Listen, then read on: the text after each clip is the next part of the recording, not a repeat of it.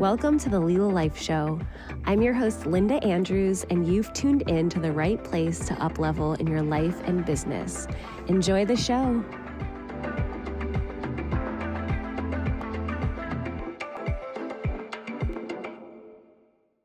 Welcome to the Lila Life Show. This is your host, Linda Andrews, and I am so happy to be with you today for our episode on spiritual sense-making. We are living in times that are unprecedented. Every time I hear that, I'm like, oh, here we go again. But I do think this is true. And I would also say not unique. Maybe all times are unprecedented, and we could define unprecedented. But it perhaps at the root of that statement is perception. And we're going to round up if we have 8 billion humans, all with a unique perception of reality. That is a lot of different thoughts, feelings, opinions. And a question that I tend to ponder often is, does objective truth exist? And I think it could exist. It could also not exist. There's 8 billion humans that could say that it exists and that either their truth is the objective truth, or they disagree with whatever is being portrayed as the objective truth. So I think this is complex. I'm grossly simplifying some pretty big topics right there, and doing that because they're new to me, and I'm learning, and maybe in the newness to me is making it even more accessible to you. Today, I was bike riding home from the beach. I've been making an attempt to get in nature daily. And for me, my nature is the beach. And I go on this bike ride almost every day, weather permitting. And on the way home from the bike ride, I caught the bridge. I've been doing that lately. And in catching the bridge, I'm listening to a really amazing Aubrey Marcus podcast. Shout out Aubrey Marcus. And he was unpacking mass formation. So I'm going to touch a little bit on that. But the point is the story. And the story is, as I'm listening to this podcast on mass formation, I take out my earbuds. There's 3 other people around.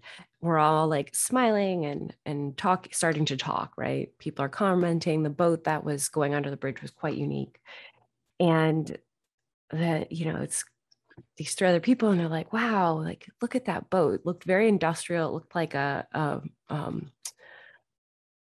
almost like a living room. It was called the Rendezvous. I haven't gotten to look it up yet. It was cool. And you could see the crew, and it was really funky. And I kept saying that. I was like, funky, funky. And then finally I said, well, I'm sure if we Google it, we could find out, because there's like lots of questions and no one knew. So I made a joke. Someone, there started to be jokes coming out, and like you start to know where someone lands. And I made a comment that said something after I said we could Google it. And then I said, I'm sure someone's listening. Maybe they know the answer. And as I look up, there's like 6 cameras. And moments later, the bridge tender starts speaking over the loudspeaker, and whatever he said like was a little long-winded, and I was like, oh my, it almost sounded like Alexa answering. And so this was this funny moment, and I said, I bet that's how new languages are formed. And the guy behind me is like kind of curious. I said, yeah, like new languages, like if the 4 of us came up with a new language, even if all the cameras were listening, like they don't know what the new language is. And the guy behind me is like, just kind of like, what did she just say? These are all strangers. And I said, that's pretty thought-provoking. I said, I'm going to spend the rest of the day thinking about that. And here we are. So this idea of mass formation, and I think this concept of like what comes through, right? I'm bringing up, wow, like the expression of a new language, because maybe the surveillance is getting out of hand. Maybe, like, I'm not here to say it is or it isn't. It's like a fact, right? We have lots of surveillance now.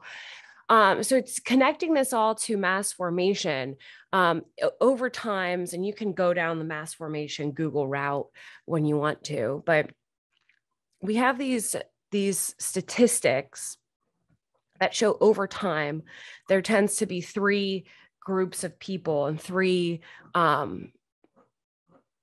say like three expressions of thought process. It could be reduced to this. And this is the group that is completely like being lied to or in opposition, the group that but is the loudest. Then there's the group that is afraid to go against that group, so they just sort of agree but they know they're wrong. And then the third group is the group that is like quote unquote right, but like they're being the scapegoated.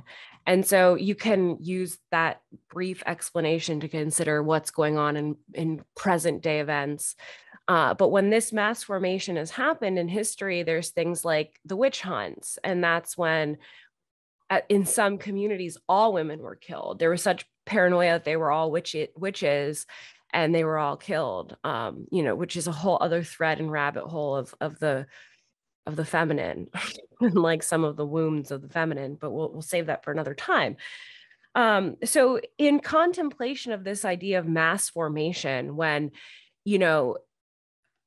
there could be a manipulation taking place that's getting one group of people, typically through mass media, to go so far into a thought form that's delusional, but it's so believed. Often I think there could be, right, 1 out of 5 people are experiencing anxiety disorder. There's such a anxiety disarray, mental health disarray right now, especially maybe more than ever, right? Lack of purpose, fulfillment, people in what they're saying is like bullshit jobs. Over 50% of people feel like their jobs have nothing to contribute to society. So all of these feel like symptoms of some major, deeper issues. But the point being, like, how does someone get in such faulty thinking and be so convicted that it's quote unquote right?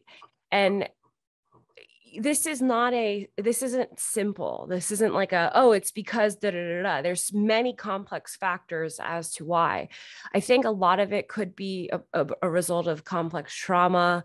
It may be traumatized society at large. And then, we have waves of terror. And if you think back, my first kind of awareness of this, it wasn't even 9/11. That was really traumatizing. I can remember time stopping and knowing exactly where I am still. And my friends that are in their 20s, like they don't have that same feeling because they were young. And it's like, whoa, I'm aging myself. Not really, but it's history. And they're having a much different memory of that.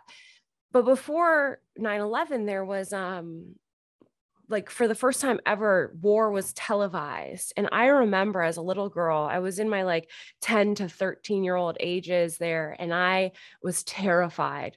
And I remember like watching the bombings and feeling like I had heard about history of World War II and like I was about to get bombed.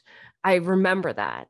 And just like going to bed at night, like, oh my God, I hope it doesn't happen tonight. Like the TV felt so real. And so I think we have to acknowledge that starting right around, I'm in my 10 to 13, and then you have everybody a bit younger, but that's like the first time in history that this is happening. So this idea of waves of terror, this is even just relatively new. And so when I'm in a fight or flight, parasympathetic overload, and the question is why, it's complex. So we have society complexities, we have my own complex trauma for me, and then we have beyond that acute trauma, to name a few, head injuries, different types of sexual trauma, different situations that weren't great that unfolded in the course of my lifetime. So that's me. And I know my journey, but if I think about that of 8 billion people and how people could get kind of fucked up, it's like, oh, no shit. It's like the environment is ripe for that. And so, oh my gosh, we're in mass formation. Okay, great. Now what? And so the now what is this invitation to be in what I'm calling spiritual sense making. And it's like a combination of what I think is an answer, maybe not the answer, but an answer to the times we're living in right now. So spiritual sense making, this is an invitation to have discernment, to tap into intuition, to tap into source, your belief system, and to feel that connection, so that these feelings of lack of fulfillment, lack of purpose, it's like it's unstoppable because you are tapped in. Years ago, one of my coaches and went on to be my teacher, Sophie, runs Awaken Life Coaching. She very early on in a coaching session said to me, are you plugged into your God socket? And so that language of, are you plugged into your God socket? That can be whatever your socket is, connecting you to source bigger than you, right? Connecting this back to your ability to have growth and service opportunities in your life, again, that connect back to purpose and fulfillment. So your God socket, how about if that doesn't feel good, your life force socket, your universe socket, whatever, but the ether socket, the cosmos socket, nature socket, plug in, okay, and have discernment. So you're plugging in and you have your intuition, you have your connection, and you're able to filter. We have technology today that is industrial grade. And that's, I think, at just the basics. I mean, it could get way more advanced and complex from there. So we need to know this. This is not like, this is not conspiracy. This is reality. And so taking things as they are, not worse, not less than, there's some truth in, oh, what are we working with? And we're working with tools that are complex, and we're complex. So the opportunity to be in the ongoing practice, the everyday, every moment practice of spiritual sense making, is an invitation to be connected to source and to move through your moments with discernment, connected to your intuition. So, okay, great. We have this really nice invitation to spiritual sense make. How do you get started? Well, an easy way to get started is to start noticing your breath, right? This is very basic 101 present moment awareness techniques. If this feels foreign to you, it's okay. We all start somewhere. I've told this story a million times. I started meditating as like a type A, high anxiety, mess, truly mess. And I'm like, oh my God, I've heard about this meditation. I've been like addicted to, my diet, eating disorder, over exercising. Like, I think it's time for me to meditate. And I set a timer for 1 minute, and I had like probably almost a panic attack, and I did it. And I was like, all right, I meditated. Maybe I didn't meditate. Who cares, right? I did or I didn't. But then I started to be more curious and started to do more and started to do more and started to do more. And now I have a robust spiritual practice. And part of the reason why right now is it feels like the most important thing. And it's like, I remember that not everybody has the luxury to be that committed to a spiritual practice. And so I can be in my practice and be in the exponential ripple effect for the people that can't right now. And knowing that that softening in my dedication is an invitation for people to maybe feel inspired, right? It's for me. And I know the ripple effect goes beyond there. Okay. So coming into the awareness, starting with that awareness into your present moment, building your spiritual muscles, building your mindfulness muscles, building your awareness muscles. One of my favorite tools that I like to teach is rubbing fingers together, bringing thumb to wrist, and just getting a pulse, right? That's an immediate way to get present. Wow, my heart is beating right now. Noticing colors, sounds, smells. If you join me in a workshop or a coach at Lila Life or a healer at Lila Life, you hear me guide and start this way, right? Noticing quality of the thoughts, listening, paying attention, observing. And this allows for more access to observer versus judge, right? Being in the judgmental space mindset versus being in the observation. So this allows to unlock a lot. So you have this invitation to be in your practice of spiritual sense making. And then what happens? Divisiveness is everywhere. Places can feel uncomfortable just because of, man, like, is this going to be a situation? That's how I can feel sometimes. So this is like a mantra. We don't agree and I love you. The mantra could just be, and I love you. And the mantra is not just for when you don't agree. This is a heart-centered compassion invitation to see your fellow human person who may not agree, and to tap in with the most powerful vibration available, period, love. And so, we talked early on why people could be extra vulnerable right now and in fixed, deep positions about their belief systems. And I believe this is because they're really trying to tap into safety. And the more fixed they are, the more safe they feel. And why do they need to feel safe? Because they don't feel safe. And so why don't they feel safe? Because like, look around. There's a lot of reasons to not feel safe. And when we have mass media pumping messages and industrial grade social media pumping messages, a human may not feel safe. And so when I see a neighbor or a fellow human saying XYZ in such a fixed, intense position, the immediate thing I can come into is, oh my God, what is leading that person to be in that space? Wow, I love them. Like, I have love for them. And it's whatever language works for you. I'm telling you what my process, my spiritual sense making. Figure out and find your own. Be curious for your own.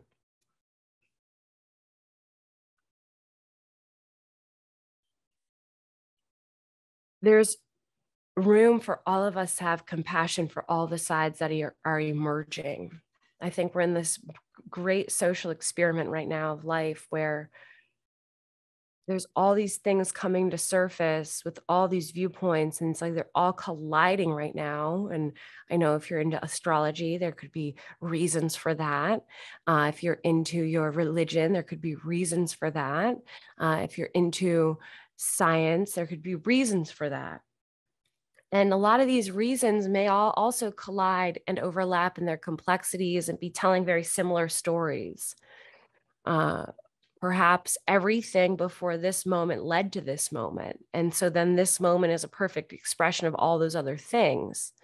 When we as a collective orient to all those other things being compelling enough to have maybe value systems that take into account, say, human rights and love and purpose, maybe this all starts to look different. And I'm hopeful. I wrote something a couple months ago about conscious tech that's on the blog, lilalife.co/writings. And I, just feel like if profit can go to purpose, can we right some of these wrongs? And I don't really like righting wrongs, but there's some things that need to change, and that will come from the vision expressing and that vision being so compelling. So the question I think comes, well, hey, we have lots of people who have lots of different points of view, and we can't agree on anything, let alone values and the trajectory for the future. So then I think this comes to starting with the basics and starting with your own practice. And maybe we don't need to agree. Maybe innovation can come from us not agreeing, but us being curious about each other's sides from a place that's compelling and desire to understand and learn another's perspective that leads to this intersection of innovation that could be better for all in a way that we've never even experienced before. So we don't need the past to define the present or the future because period. And we could go forward and be curious through dialogue and see what happens. This can only happen when we have compassion and curiosity for the sides, quote unquote, when we're experiencing the separation and the divisiveness. Can we have curiosity? I think because of that connection back to safety, we have the ability for one to not see the other side because they need to feel safe. And so it's easy to judge what we don't understand. And can we just know that? And can we know when we're in judgment, maybe we don't fully understand? And maybe we're in judgment because within ourselves, we're desiring to feel safe. And it feels safer to be in judgment than to try to understand. And then can we have compassion for that? So my journey into sense making, I felt really, really concerned in March of 2020 because I was like following natural health for about 15 years. And I started seeing people be silenced. And I'm like, oh, wow, that feels fucked up. And I just got really curious and really paranoid and really freaked out for then probably almost a year, and really freaked out. And then I was like, oh, this is really unhealthy, and started like kind of shook myself up and got back into life more and didn't feel so scared and unsafe, right? Because of what I mentioned, all of the trauma is compounded, and it was hard. And it's not that today is easy, but there's a perspective that I have access to now that is like, wow. And this is what I'm sharing with you. So, if you're in it and you're like really in the division and in the like fight or flight and in the kind of perpetuation of the trauma state, compassion, awareness, and a question that I like to ask myself is this empowering or disempowering? And just auditing all the actions in life, there's work to do. And it's not to be in perfection. It's an invitation to be making empowering choices. And you can only do that for yourself. And so I want to caution everyone right now that in the division, even if it feels like it's the right side and the objective truth, there's also a loss of self. And this is creating its own mass formation of another kind. So, if you're finding yourselves deep in a position in a division, just checking in around your own practices. I'm not here to tell you what to do right now. I am absolutely loving my morning meditation. I do my 20-minute Vedic practice. And then at some point through the day, I'm doing a Kundalini practice that's including breath, mantra, and movement, and really loving that. And that's what's most resonant right now. A couple times a week, I may do some, oh my goodness, TBM. It's like subconscious reprogrammings, and I'm really liking that. And maybe there's some other things, including movement. So that's my day, most days, in whatever order I can get it in, some short, some long, some not all. But my point is, like, when I'm getting in deep other places, I'm not doing what I just shared.